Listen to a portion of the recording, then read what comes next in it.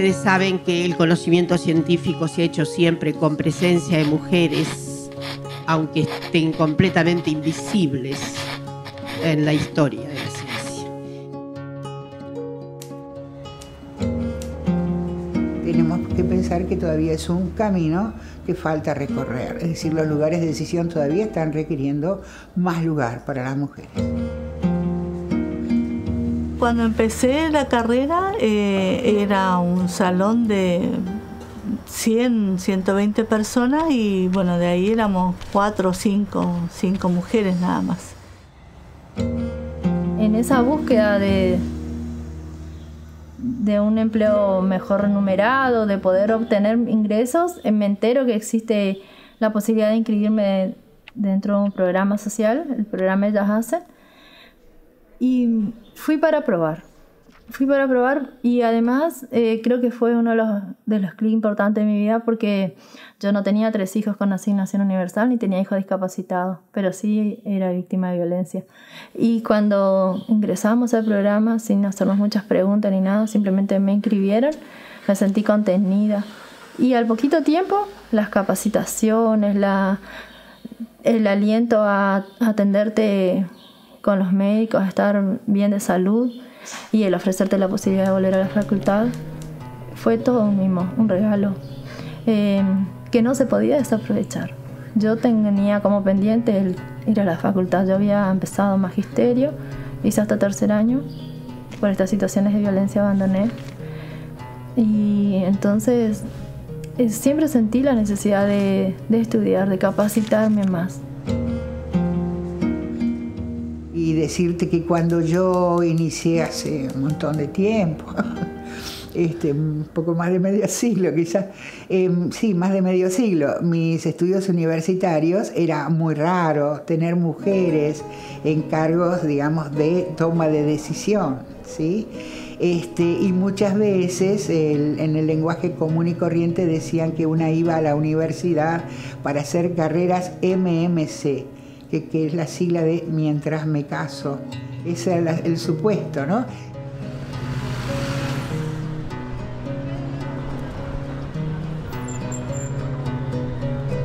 También me decían que para qué iba a estudiar ingeniería si no iba a tener trabajo. Como mujer no iba a poder ejercer nada, o sea que era como, bueno, déjala hacer porque total, estudia y listo, nada más, no iba a poder ejercer, ¿no?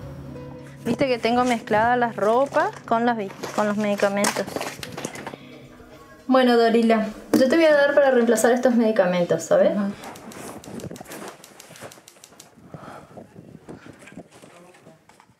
También acá funciona el grupo Progen. ¿Escuchaste hablar del Progen? Sí, escuché, sí. ¿Escuchaste hablar?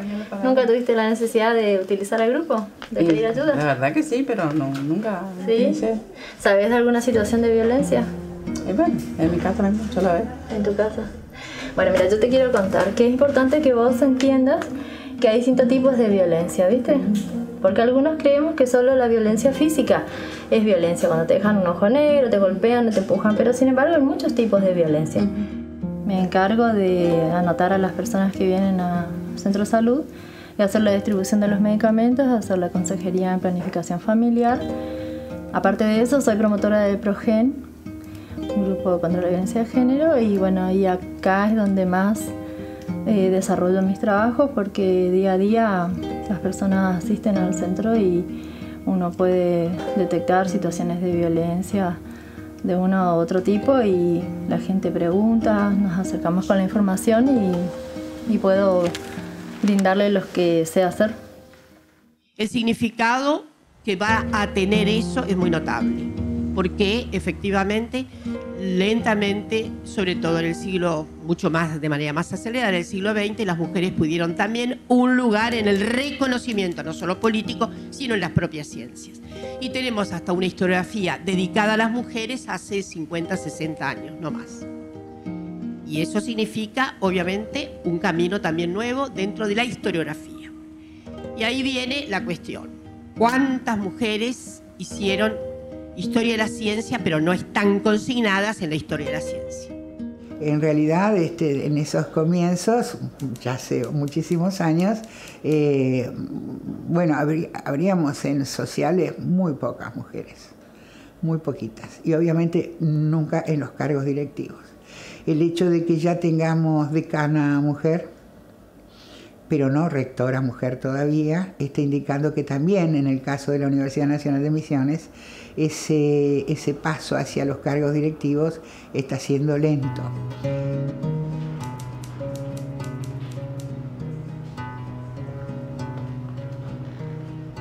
El porcentaje de mujeres siempre fue escaso, realmente menos del 5% de las mujeres estudian ingeniería y a través de los años, ahora estamos llegando en el Consejo, tenemos los matriculados cerca del 10% a 2016-17.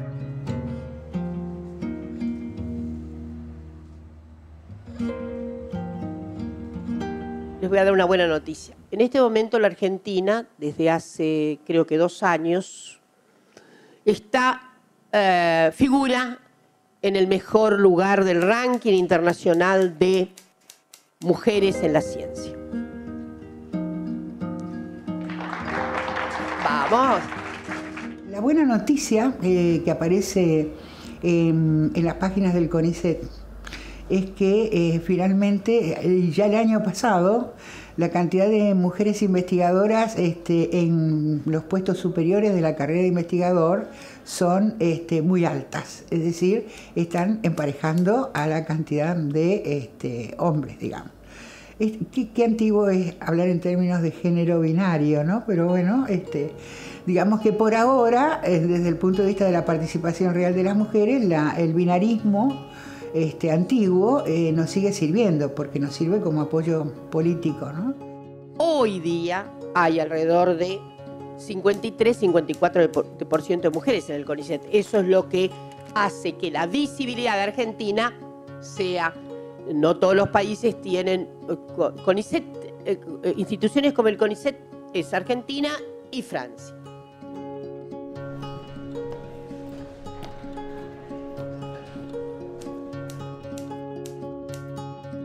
El acceso a la universidad me modificó toda la vida, o sea, es una mirada más amplia del mundo, la posibilidad de acceder a espacios que hasta el momento estaban prácticamente limitados.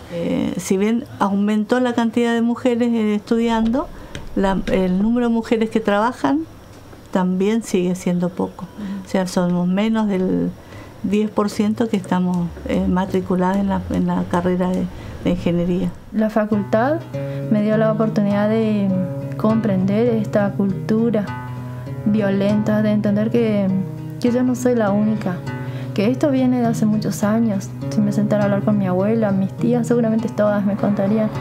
Lo que pasa es que ahora empezó a visibilizarse. Cuando me casé y quedé embarazada pensé que no iba a trabajar más. Bueno, que ahí terminó mi carrera. O sea, estudié, me casé, tuve mi primer hijo y bueno, pensé que ahí se terminó todo. Pero sin embargo no paré de trabajar. Comprender que la violencia es una conducta aprendida, que tenemos que hacer el cambio para que nuestras generaciones futuras puedan vivir de otra forma, libres de violencia. Yo te propongo que ahora, cuando nos reunimos con los chicos, hagamos una charla y vamos a hacer algo didáctico, para que a los chicos les quede bien claro, ¿viste? Hacemos un árbol y viste que acá vamos a ir, le vamos a dar unos papelitos a ellos donde están las bases de la violencia. ¿Qué es lo que forma toda esta violencia? La pirámide habla por sí misma. La mayor cantidad de mujeres están en la base de la pirámide. Hay casi 60% de mujeres en el nivel de asistentes. Está bastante bien, es decir, hasta hay sobrerepresentación en el nivel de adjuntas, 54%. Cuando se salta al otro nivel, al nivel de independientes, las mujeres ya son menos del 50%, 48%. Y cuando se salta al penúltimo, a principal, es cierto que estos años ha habido una mayor promoción, tenemos 40% de mujeres. Pero en el pináculo de la gloria hay solo 25% de mujeres, lo que significa que tenemos una pirámide muy inequitativa. ¿Qué es lo que pasa? Sí o sí llega cierto momento en que las mujeres somos alcanzadas por las obligaciones que nos sacan de la academia. Este sesgo cultural nos plantea una desventaja de inicio a las mujeres. Entonces, ¿esto qué quiere decir? Que aquí hay una cuestión cultural muy profunda que necesita ser removida, y también formas de evaluación de la producción que necesitan ser repensadas. Son dos cuestiones separadas, pero las dos forman parte de quebrar hábitos que hoy nos están haciendo daño. Como mujeres, sí, como mujeres, pero como humanidad en conjunto también. Cuanto menos talento tengamos en condiciones de disputar, generar nuevas cuestiones, polemizar, etc., la humanidad en su conjunto es la que pierde. Ha cambiado bastante. Yo como docente también veo que el acceso a las carreras técnicas es cada vez mayor. Las mujeres están ocupando todos los espacios sin tener en cuenta las profesiones. No hay profesiones femeninas ni masculinas. El que las mujeres elijan una profesión técnica es más difícil. Entonces tenemos que pensar qué hace que esas mujeres elijan la profesión, que hace que les guste la ciencia, que les guste las matemáticas. Entonces, visibilizando eso, mostrando lo que hacemos, yo creo que es parte de la realidad, ¿no? Y de la posibilidad de que muchas más mujeres se vean representadas en esta tarea. Entonces, que sepas que con el grupo ProGenvo podés acercarte para poder tener información, asesoramiento y en todo caso también acompañamiento, ¿sí? La relación con mis pares siempre fue de respeto y de apoyo. Y realmente fueron mis compañeros, mis colegas, los que creyeron más en mí que yo misma. O sea, yo me limitaba por todos esos estereotipos de decir, no, sos mujer, no podés. Entonces me siento muy feliz porque ahora las muchachas de 25 y 30 ya no necesitan responder a esos mandatos. Nosotras, sus madres o abuelas, les hemos transmitido que esa pesada herencia era absolutamente incorrecta y que la realización se da en otros planos. Una puede ser mujer en otros planos y no simplemente pariendo o atendiendo a un marido demandante. Yo creo que puedo aplicar el conocimiento académico de formas diversas para poder llegar a la comunidad.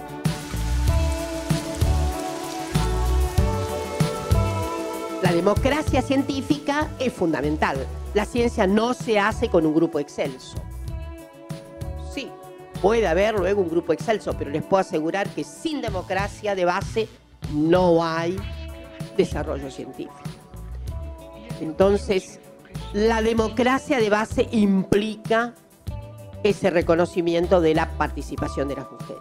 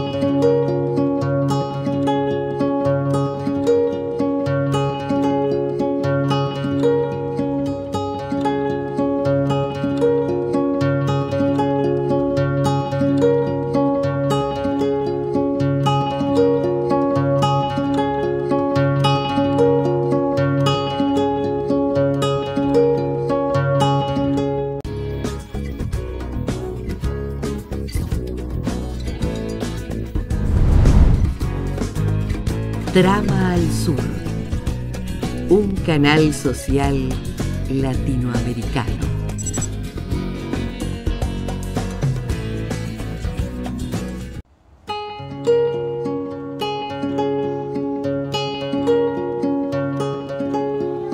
El poder se construye, pero no se construye con dádiva, ni con mentiras, ni con cargos, ni con promesas. Se construye desde el conocimiento, desde la articulación, desde el entendimiento y de elaborar proyectos. Vaya primero la bandera arrastre, las compañeras autoconvocadas independientes, los que tuvimos en la organización, también atrás van a ir las otras organizaciones y por último las organizaciones más numerosas. Así que les invitamos a que empiecen a agruparse, seamos respetuosos y que este día sea un día de reclamo y lucha. Creo que es preciso desarrollar nuevas formas de pensamiento, investigación y representación de la historia que le otorgue un lugar mucho más relevante a nuevos sujetos y a sectores que han sido desplazados, marginados, secundarizados. Esto supone no solo una transformación, diría, de quienes escriben la historia, sino también de la epistemología o la forma de conocimiento del trabajo histórico, que requiere también él yo diría una revolución incluso en su manera de hacerse. Y nuestra corriente se ha creado acá en Misiones a partir del 2001, cuando empezó a golpear el hambre y la miseria en los hogares misioneros. Esta corriente se hizo con el fin de justamente empezar a ver por los que menos tienen. Nosotros estábamos en las calles, subían los precios, hacíamos larga fila en los supermercados. No teníamos para darle comer a nuestros hijos realmente. Así milité en los espacios de organización de los encuentros de mujeres a nivel nacional, a nivel provincial, en los proyectos de investigación también vinculados a la temática, en los proyectos de extensión, particularmente en el marco del Centro Flora Tristán, que es un proyecto de extensión que está vigente en nuestra facultad. Y en los espacios también donde podíamos interactuar no solamente dentro de la academia, sino también fuera con otras organizaciones que militan y defienden los derechos de las mujeres y de la diversidad de género, ¿no? Esto que nosotros por ahí hablamos mucho de qué es poner el cuerpo en esta carrera, ¿no? Que ustedes habrán escuchado varias veces, que tiene que ver con esto, digamos, cómo nosotros vamos a ir siendo protagonistas y diseñando nuestro propio proceso de intervención, en este caso en la Chacra 96. ¿Sí? Y la gente me había votado. Entonces fui la primer ministra, la primer vicegobernadora y la primer senadora mujer de esta provincia y la primer secretaria general de un partido de esta provincia. Han pasado muchos años, te cumplí 65, así que te imaginas. Estas son todas de la OIM, ¿ves? Esto es cuando comienzo a trabajar con Cancillería y esto es Paraguay, Brasil. Empezamos a hacer desde la vicegobernación con el tema de la integración regional. La militancia fue marcando, desde que entré a la facultad, fue marcando mi forma de andar por el mundo, ¿no? Aprendí a ser mujer. Yo era una mujer golpeada, violentada. A mí me tenían en lo más profundo, si querés, de mi pareja, ¿no es cierto? Que yo no podía levantar la cabeza. En la organización aprendí a ser yo, de a poco. Aprendí a sobrellevar la situación familiar que tenía de golpiza, ¿no es cierto? Entonces dije, qué mejor que este lugar. Y así fui creciendo en esta organización. Que tiene que haber igualdad entre hombres y mujeres. Tiene que haber, no hay un jefe, no hay el coordinador, un dirigente tiene que trabajar igual que cualquier persona. Pero nos organizamos para ir a trabajar a tal sector así. Y así, ahora cuando nos den ahora pedimos en Casa de Gobierno, hicimos una nota pidiendo pala y pico para hacer esto. Si ellos nos ceden las herramientas, nosotros le vamos a hacer toda la...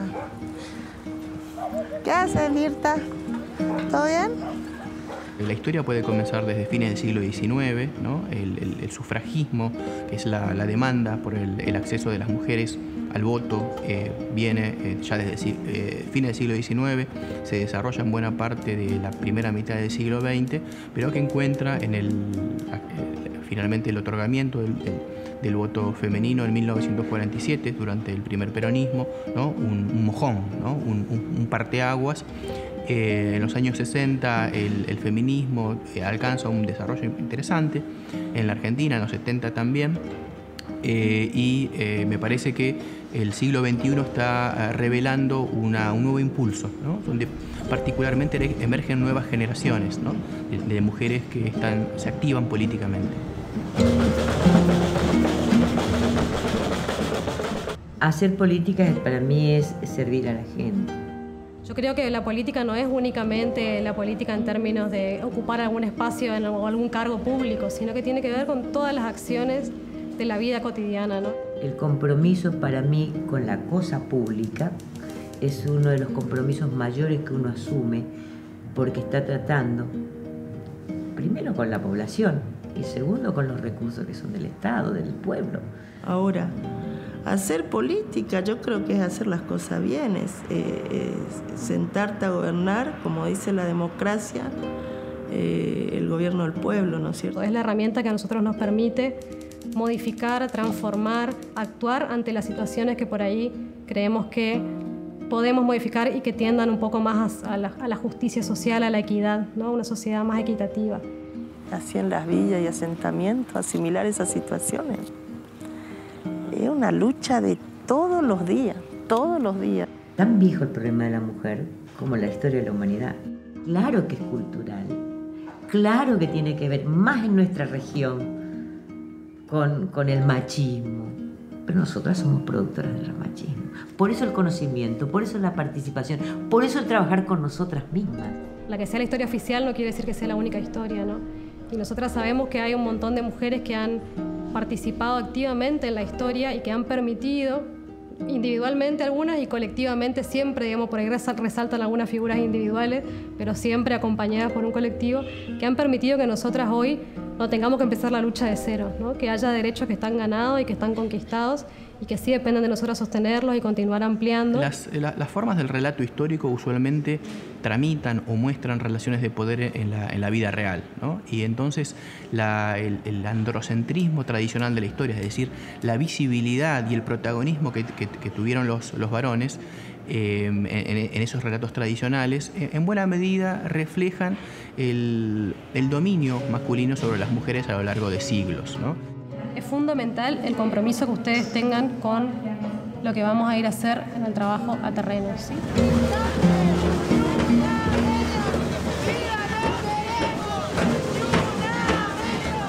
Yo creo que en la acción hemos hecho un montón de cosas desde la organización colectiva.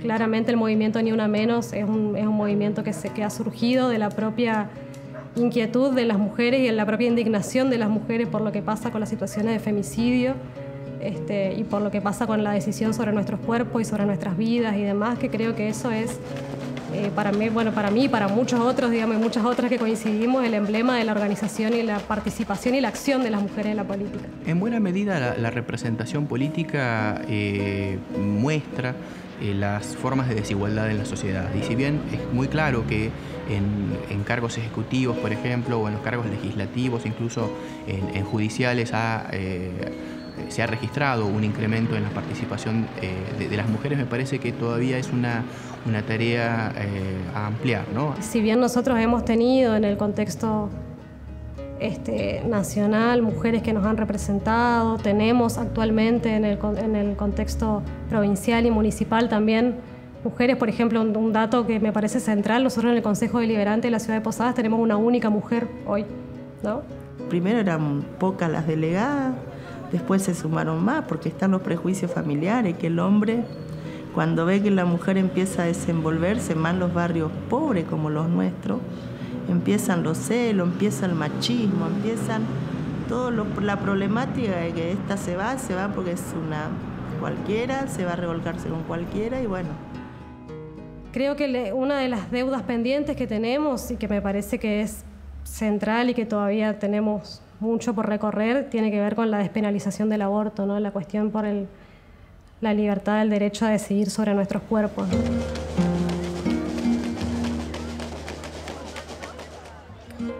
Estamos quizá un poco más, bastante más ponderadas en la acción, ¿no? Todavía nos falta avanzar un poco más en la representación quizás de los lugares que nos gustaría continuar ocupando y conquistando. Yo creo que uno de los factores fundamentales para que una mujer no sufra violencia de género es justamente que tengas un trabajo digno. Porque al ser independiente no se deja manipular.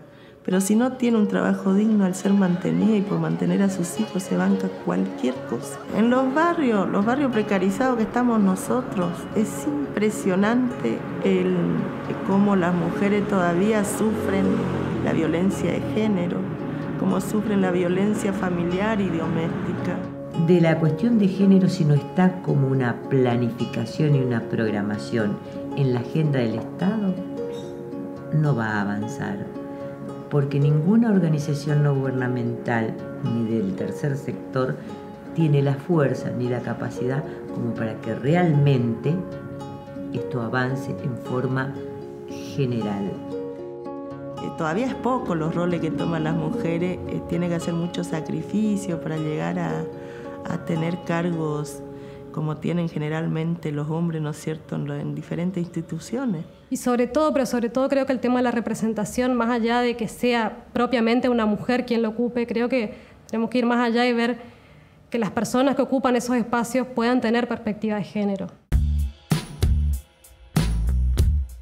En este mundo globalizado que se puede convivir perfectamente entre distintas ideologías, lo importante es ponerse de acuerdo en lo que realmente está haciendo falta a la población, en las estrategias. A pulmón, acá las mujeres aprendieron a desenvolverse, a ser quienes son, y hasta la última de la corriente que no sabe leer ni escribir se anima a pararse en la plaza y hacer un reportaje, por ejemplo. Ese es el orgullo que tenemos. Sí creo que es muy importante promover en ella la autonomía, la libertad y también, hasta te digo, con las canciones infantiles que escuchamos, digamos, ¿no? Proponer también y construir con ella también esto de qué es ser niña, qué es ser mujer y cómo la mujer no necesariamente es como nos hicieron creer a nosotras, una princesa, una dama, una señorita, sino que también es una mujer libre, luchadora, comprometida. El objetivo de la mujer tiene que ser la mujer. Eva Perón lo dijo, la mujer salvará a la mujer.